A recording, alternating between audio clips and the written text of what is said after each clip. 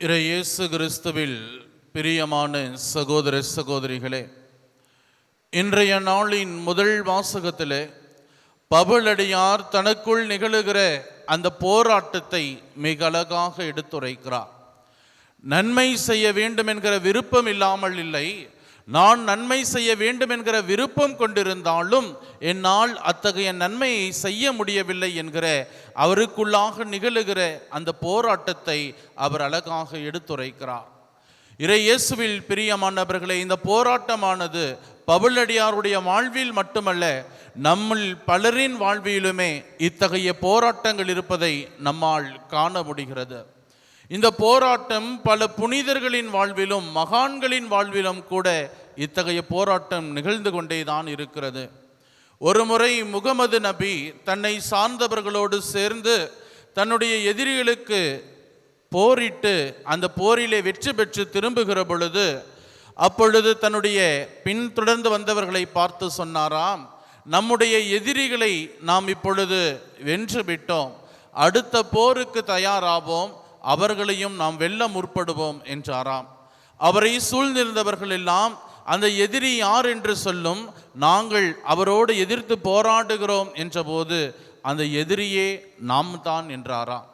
நம் வாழ்விலே நாம் நம்முடைய நன்மை செய்ய வேண்டும் என்கிற அந்த விருப்பத்திற்கு எதிராக செயல்படுகிற அனைத்துமே நம்முடைய வாழ்விலே அது ஒரு போராட்ட களம் என்று அவர் குறிப்பிடுகிறார். இயேசுவினுடைய வாழ்விலும் கூட தன் சொந்த விருப்பத்திற்கும் கடவுளின் விருப்பத்தை நிறைவேற்றுவதற்கும் இடையான அந்த ஒரு நிலை ஒரு போராட்டமாக பார்க்கப்படுகிறது. அதனை தான் லூக்கா நற்செய்தியாளர் சோதனை என்று சொல்லுகிறார். இயேசுவின் பணிவாழ்வின் தொடக்கத்திலே அவர் சாத்தானால் 3 முறை சோதிக்கிற நிகழ்வு லூக்கா எழுதிய நற்செய்தி 4ஆம் அதிகாரம் 1 முதல் 13 வரை உள்ள இறை வார்த்தைகளிலே வாசிக்கிறோம்.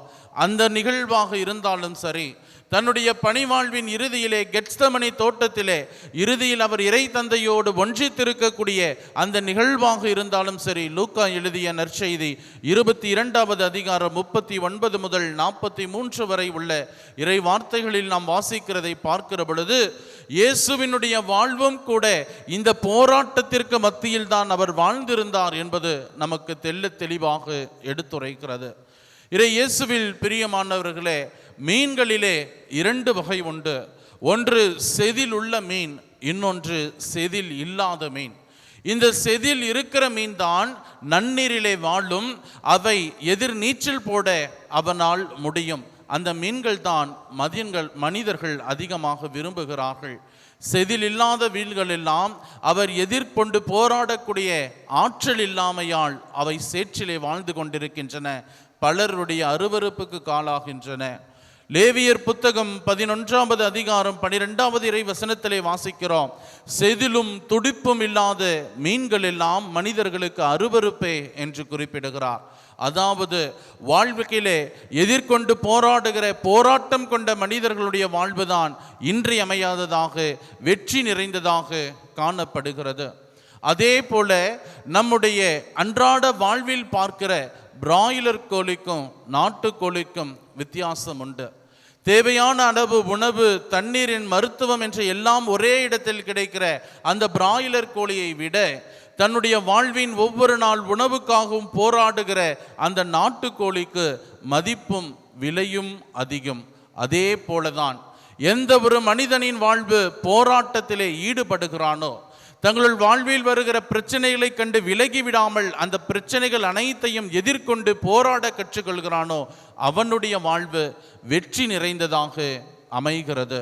பவுலடியாரினுடைய வாழ்வு ஊன் இயல்பின் இச்சைக்கும் இறைவனின் விருப்பத்தை நிறைவேற்றுவதற்குமான அந்த போராட்ட களத்திலே அவர் இறைவனின் அருள் துணையை நம்பி அவர் போராடினார், வெற்றி கண்டார். அதே போல நீங்களும் நானும் நம்முடைய அன்றாட வாழ்வின் ஆன்மீக போராட்டத்திலே போராடி இறைவனின் விருப்பத்தை நிறைவேற்றவர்களாக மாறுகிற பொழுது நம்முடைய வாழ்வும் நம் கிறிஸ்துவ வாழ்வும் வெற்றி நிறைந்த ஒன்றாக மாறுகிறது.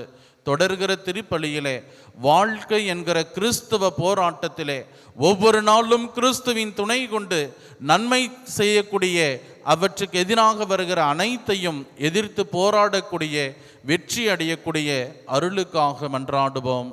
ஆமென்.